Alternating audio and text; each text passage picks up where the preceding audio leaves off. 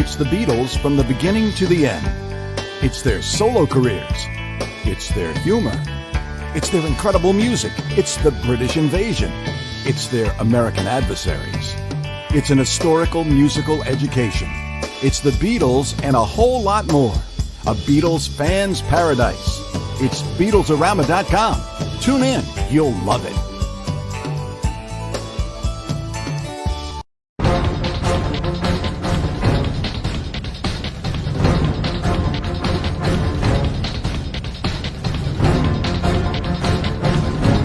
BeatlesARama TV is on the air.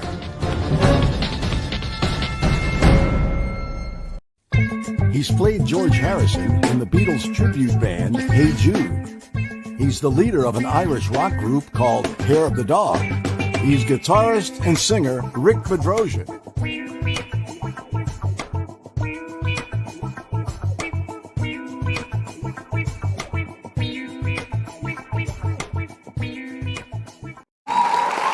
Oh, sorry.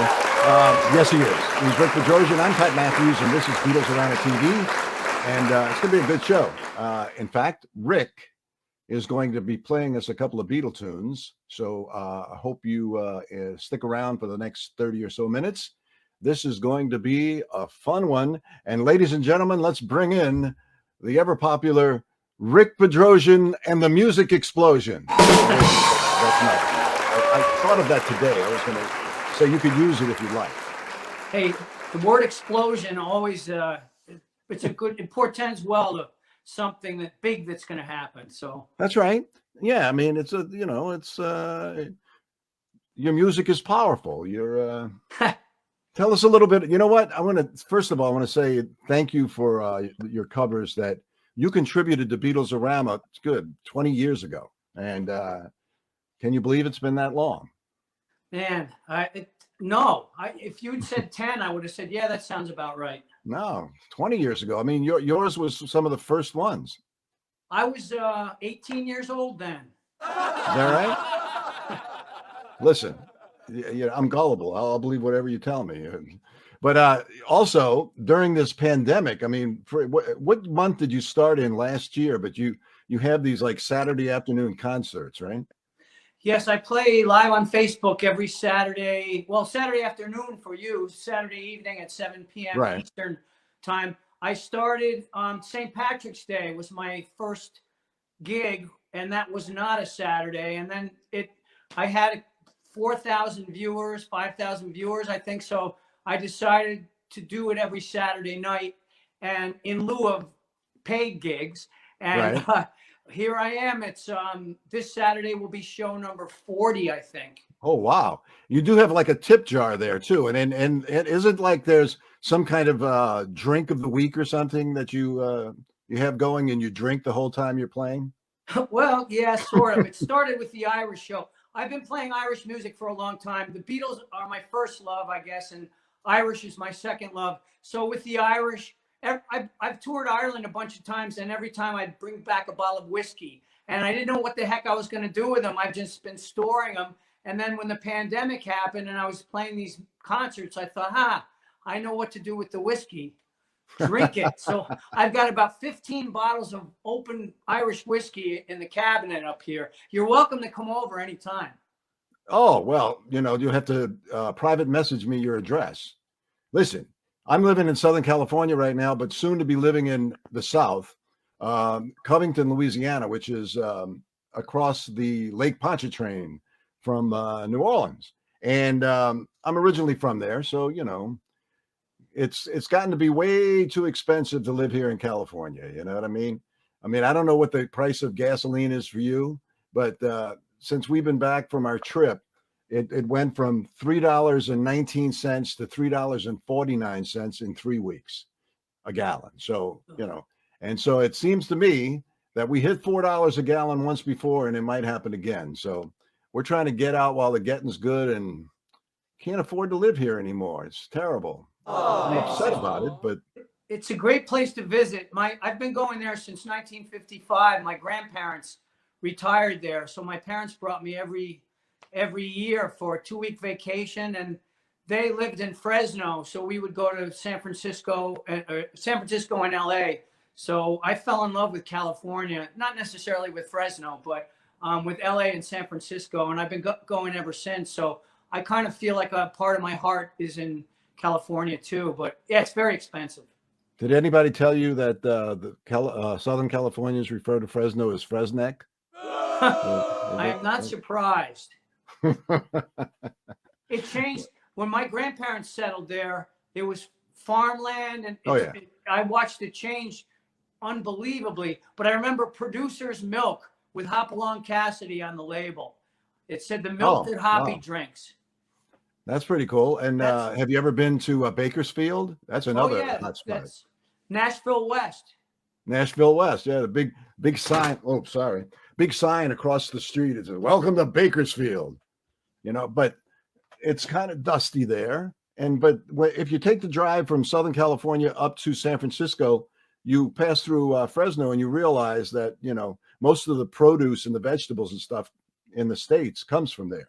So, my grandfather would bring me once in a while in the morning to a place where they sold fruits and vegetables. And it's a farmer's market, but this was like in 1960, before it was being done everywhere. And it was a great time to be there.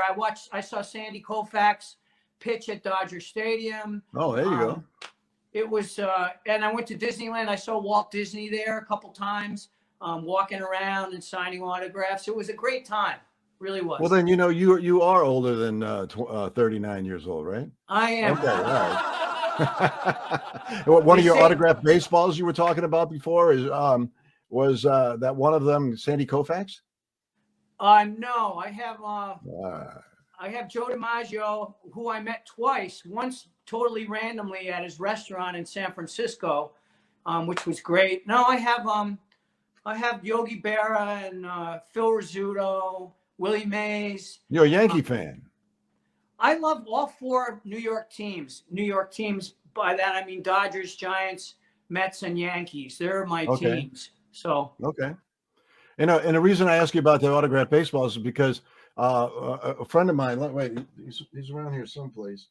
He's like my producer. He's the guy responsible for that great introduction with you in it at the beginning. His name is Warren Brown. See, there he is. Warren. Howdy. Yeah. How you doing? I know you're a busy guy because he's always like creating art. You should go to his page, his website, and see some of the art that he's created. It's mostly Beatles, but other things. But I will. He's always posting them on Facebook, and he gets little love taps from me all the time. I love the animated intro to your show, and I know how expensive that is because I had a TV pilot and I had a 15-second animated clip, and it was amazing how much it cost. So I can only imagine how much yours cost. Well, that's because listen. Wait, I gotta tell. All right. I know Warren Brown, so it cost me $0. Oh my God, Warren, please be my friend. He said, "Hey, Warren's looking for more friends."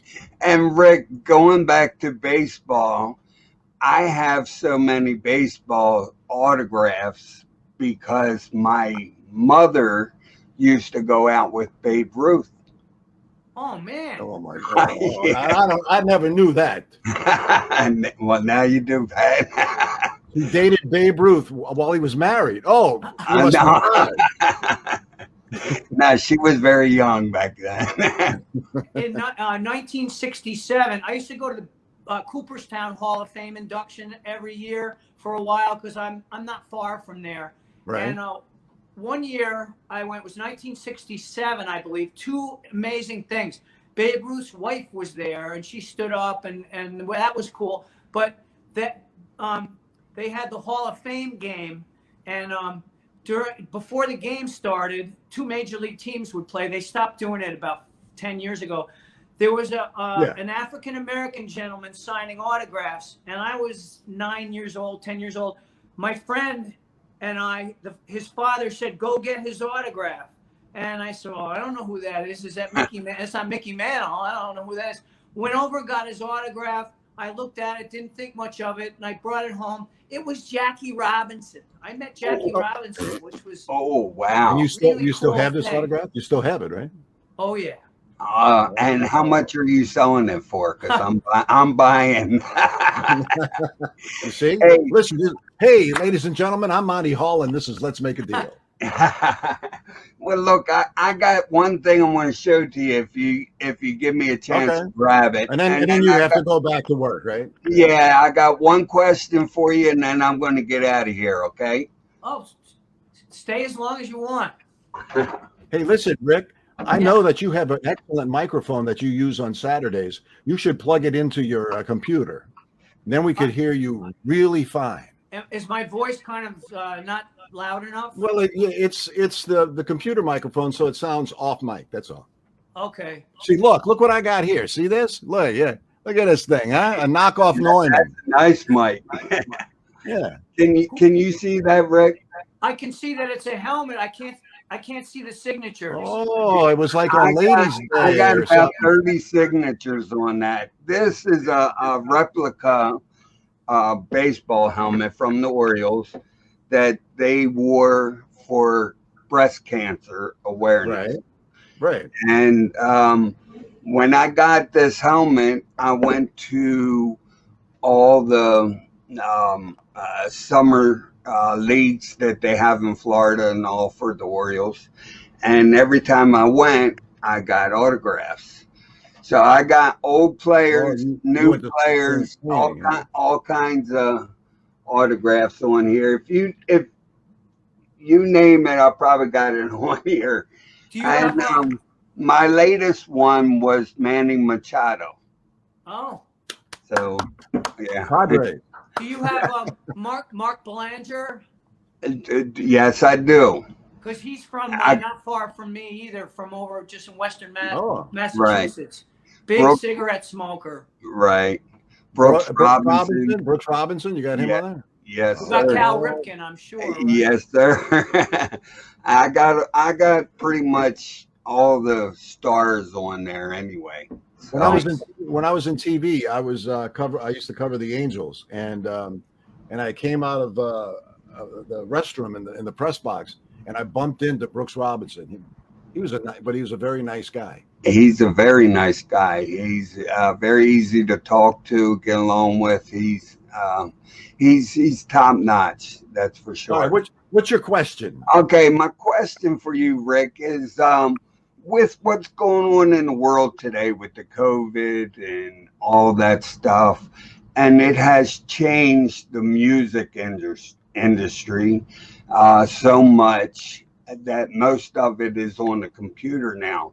How has all that affected you and what you do for a living? Well, it's killed me. Yeah. I had I was going to have the best year of my career in 2020. I had gigs booked for the whole year, and every few weeks I took a big red pen and just put an X in it, and it was heartbreaking. And now I don't have to take the red pen out because 2021 just has empty pages. So Right. I don't know which is worse, the red pen or the empty pages, but I can't wait. You know, some people are out there playing, and some people are out there going to places and with no masks, and I don't know. I'm not doing it because I just don't want to. My dad's in a nursing home. I get to go inside and see him once in a while. I don't want to take any chances of getting him sick. So it's killed my business, but I figure it's given me an opportunity to rehearse a lot. And when it comes back, I hope it comes back strong. It's going to be like the Roaring '20s. They say people are going to have all this pent up and energy, and they're going to want to. It's going to be an explosion, right, Pat? Right. Yeah.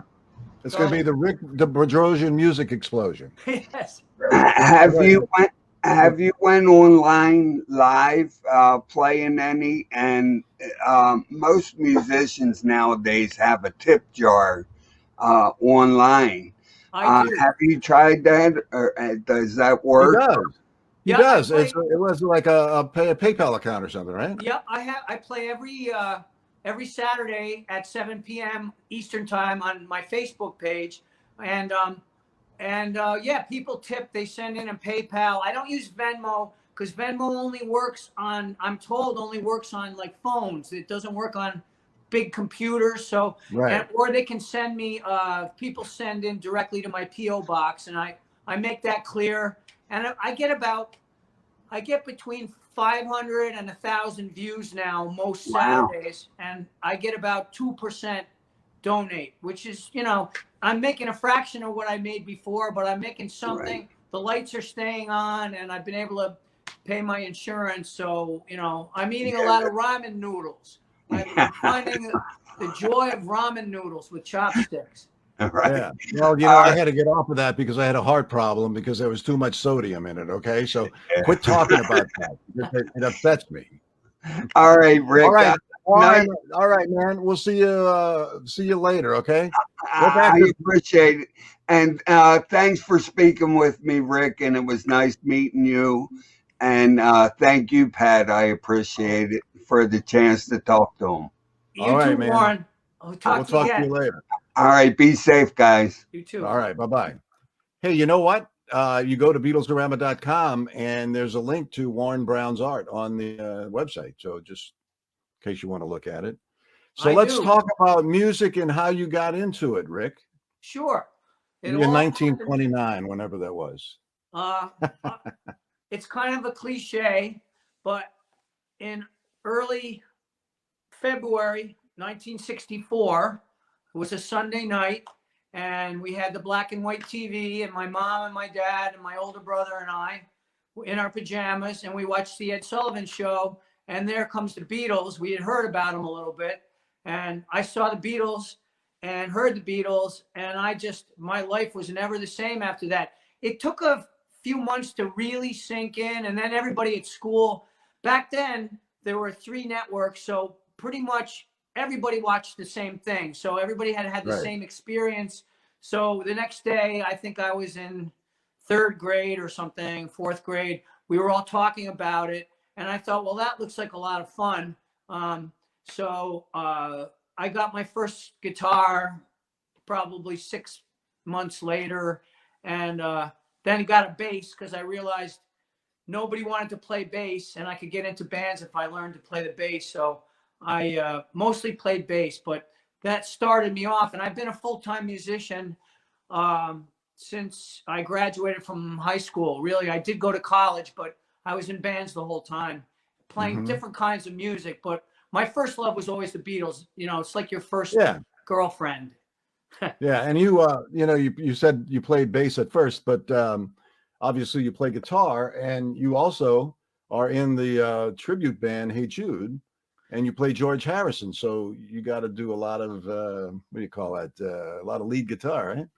Yeah, it was weird. I always owned guitars, and I owned Beatle costumes. I had the Hard Day's Night suit, and I had a couple of Beatle guitars, and the guys heard about me. And they look said, at that! Yeah, Look at you! Look at you!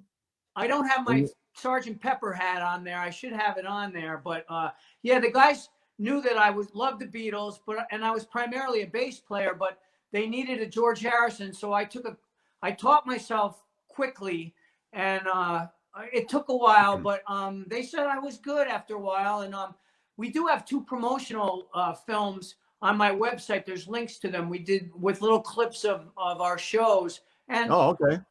Yeah, if you go to my website, it's just rickbedrosian.com, and then go to the Hey Jude page. There's links to these videos that we shot at a couple different theaters.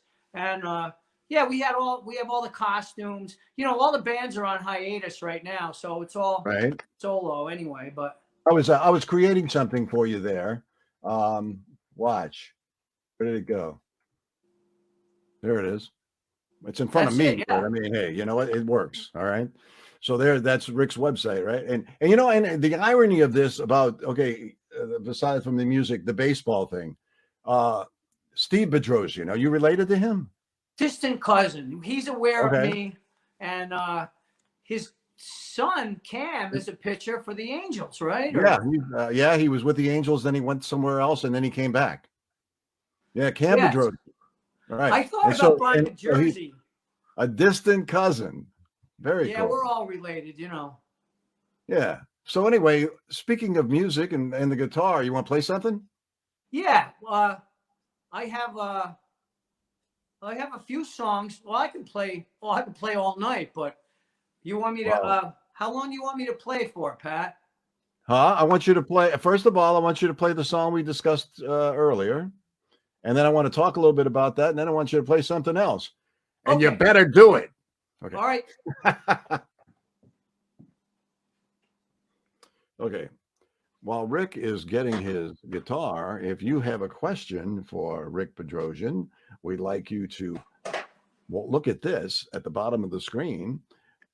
Visit StreamYard.com/Facebook. All right. Now, Are you here's ready? Rick Bedrosian. Go ahead. Chains, my baby's got me locked up in chains, and they the kind that you can see. Oh, these chains of love, try to hold on me, yeah. Chains, I can't break away from these chains and run around, but I'm not free.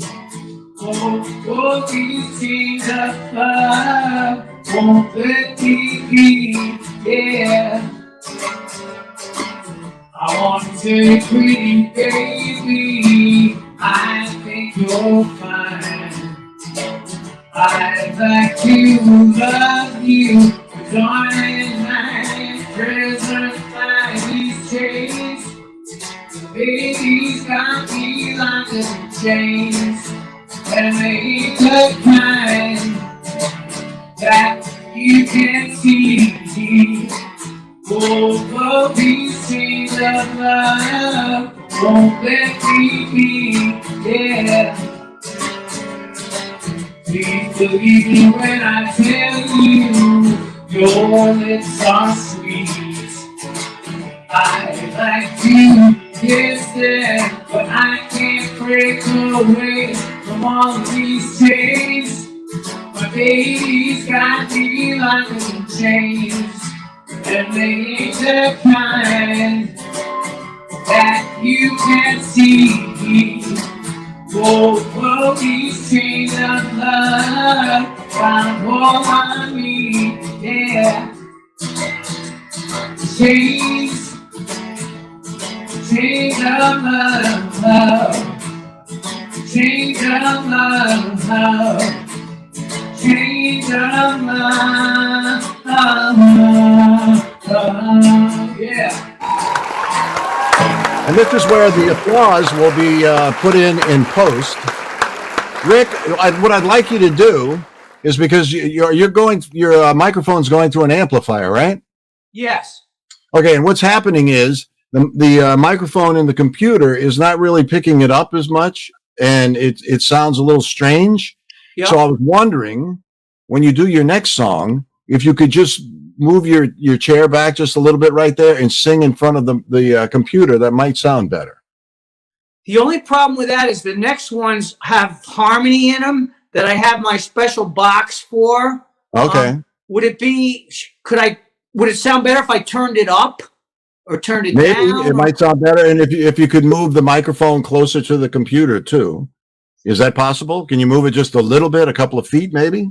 I could maybe do that. All right. And look, by the way, we discussed this before the show. Most people know the history of the song Chains, written by Carole King and made a hit by the Cookies. But the Cookies were not the first artists to record the song. The first artists were the Everly Brothers. The Everly Brothers did it first. In fact, if you go on YouTube and just type in Everly Brothers Chains, you'll see the video. In fact, someone's put together a pretty neat video with a lot of still photographs. So there you go. I had no idea. But you did an excellent version of it. Maybe you should release it. I've got to release something. Are you friends with Carole King, by the way? I mean, she's a New Yorker, isn't she? I wish. I was just listening to Tapestry the other night. That's talk about timeless. Yeah. And I saw the musical in New York City, Beautiful, about her life story. Oh, yeah. You got to see that. That was how many years ago? Like 5, 6 years ago? Yeah, and the woman that played Carole King also then, I think her name was it Jessie Mueller? And then she had another, she was in Waitress. She left Oh, Beautiful. yeah. And Yeah. it's just great. I was going to see a lot of plays. It was great. But now nothing. No, of course not. But hopefully that's all going to change. You know what I mean? And Oh yeah. yeah. So what song would you like to play for us now? I'm going to play Nowhere Man. Oh, cool. Cool. I think that's one of Warren Brown's favorite songs. I hope it sounds better than it did before, but I apologize. You know, I've done Zoom concerts and had the same problem with the sound. And I don't know. We'll see what happens. Okay. Ladies and gentlemen, once again, here's Rick Bedrosian. We want to thank you for watching. And this is going to be up on YouTube, on our YouTube channel, and also on Facebook as we stream live on Facebook and YouTube right now. Here's Rick.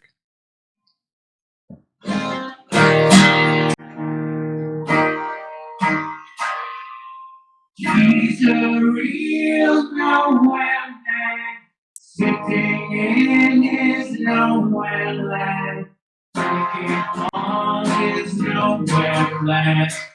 Nobody doesn't have point of view, knows not where he's going to. Isn't he a bit like you and me? Nowhere man, please listen. You don't know what you're missing. Nowhere man, the world is at your command. Take it, George.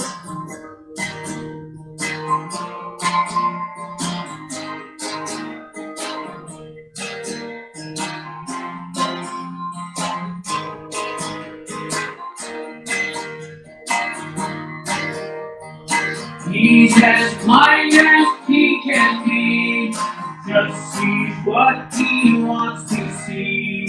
Nowhere man can you see me at all. Nowhere man, don't worry, take your time, don't worry, leave it all, 'cause somebody else lends you a hand. Doesn't have point of view, knows not where he's going to. Isn't he a bit like you and me? Nowhere man, please listen. You don't know what you're missing. Nowhere man, the world is at your command. He's a real nowhere man, sinking in his nowhere land, taking all his nowhere land for nobody. Taking all his nowhere land for nobody. Taking all his nowhere plans for nobody. All right, Rick, come back to the microphone because I just wanted to say that I finally figured it out. It sounds, you know how something sounds sonic? Yes. Like a swirling kind of sound? That's what that was causing it to sound like. Okay. But listen, we did get some comments that people wrote in and said they love my voice and they love you too. So it's like, I'm like, oh, well, that's good. Well, know? Sorry about that. You know what? We should have had a sound check. You know? Next time. That's right. The next time we're going to do a sound check beforehand and make sure that you sound as good as you should sound. Okay. Yeah, so it sound. Take my word for it. In here, it sounds fantastic. Wait, let's bring Warren Brown in as the judge of that. Listen, Warren. I loved it, and thank you for singing Nowhere, man. I appreciate that. I wish I had a soundboard that I don't have, so I can't fix that too much. I can turn it up to where people can hear it a little more, but He's going to fix it in post. Right. So Good. I'll do what I can for you, Rick, and we'll see how it turns out. Okay, Well, thank Rick, you very much. And you're welcome. Rick, did you have a good time today? Yes, a very good time, and I can't wait to watch the rest of the shows that you have archived. Oh, thank you so because, much. And be sure to subscribe, okay? I did today. Oh, okay. Yes, I've seen that. It's Yeah, I Can Eat, right? I Can Eat. That's your YouTube channel? Yes. I Can Eat. I could eat, yeah. Yeah. That's me. Yeah, that's it. Yeah, I thought so. And I bring people to Liverpool and London for Beatle tours and sing while I'm there. And Rogue is a great guy because when we go to the Casbah Coffee Club, if he's in town, he gives the tour. So I've gotten to meet him a few times, and I've seen him photographed. I gave him a Hair of the Dog T-shirt, and I've seen him photographed in it before, which is nice. Okay. Yeah, well, Rogue is a great guy, man. He's like a regular guy you want to go to the pub with. You know what I mean? Yeah, definitely. And just real quick, when Pete Best played in town a couple times, he was real personable, and I stuck around so I could talk to him one-on-one, and I asked him. I'm sure he gets people asking the same thing over and over again. What's John Lennon like, or whatever? But I asked him. I said, you know that song "Chic of Araby"? And he goes, yeah, the Decca, when they recorded for Decca. So I asked him. I said, the song stops a couple times, and John Lennon, I think, says "not off" like that. And I said, what the heck is that? What is he saying? And he said, he goes, that's a good question. He liked that. He said, when people would ask you, how are you doing? You might say not half bad. And that's kind of a slang for not half bad, not off, like that. So he goes, you can tell people that and tell them a real Scouser told you that. So he liked that. Well, listen, anybody watching our show today knows something they didn't know before. And I didn't know that Warren's mother dated Babe Ruth either. Wow. Yeah. He hit a big home run there. She only dated him now. She didn't marry him. So that's right, but, now you're my best friend, Warren. All right. Well, listen, guys, anyway, I'd like to mention, I want to say hi to Rogue if he's watching. And just to mention one thing, he did offer to put some art into his museum. So I haven't made anything for that yet, and I wouldn't even know what to make for him to put in there. But he extended that offer to me, and that was very nice of him. How about the levitating John Lennon? We like that one. I could do that one. Yeah. All right. Well, listen, thank you so much, Warren. I'll talk to you in a little bit. And Rick, thank you so much for joining me today. I think I have like an outro or something that I'm supposed to play. I do. Well, thanks for having me. Again, I apologize about the audio, but I hope it didn't sound too horrible. We'll fix it the next time. You know Kid O'Toole, by the way? No. O'Toole? Okay, she's an author. She's a great lady. I think she lives in Ohio or something. But I'm going to have her on, and I was thinking, I said, maybe I can bring you in to sing a song to her. That'd be fun. Oh, good. Okay. And the woman that does the rock and roll cookbooks from the Midwest. Yeah. Lana Stagg. Yes, I'm drawing a blank. Yeah. She's wonderful. I had her on. Yeah, she's great. I met her on a Beatle tour in New York City, just totally by accident. Really wonderful lady. Well, listen, when you start those tours up again, maybe we can do some kind of promotion for BeatlesARama listeners to go to Liverpool and to London. That'd be nice. Yeah. Do you remember we talked about that before with Louise Harrison? A long time ago. Yeah. That's another story for another time. That's right. We'll tell that story the next time. I've been trying to get in touch with Louise, by the way. She's changed her phone numbers or something, and I haven't been able to talk to her. But I was talking to her like three or four times a year up until last year. So anyway, well, Rick, thanks again, man. You're welcome. Thank you, Pat. All right. Bye-bye. And that's it. That's another edition of BeatlesARama TV. And I'm going to sign off now. Here we go.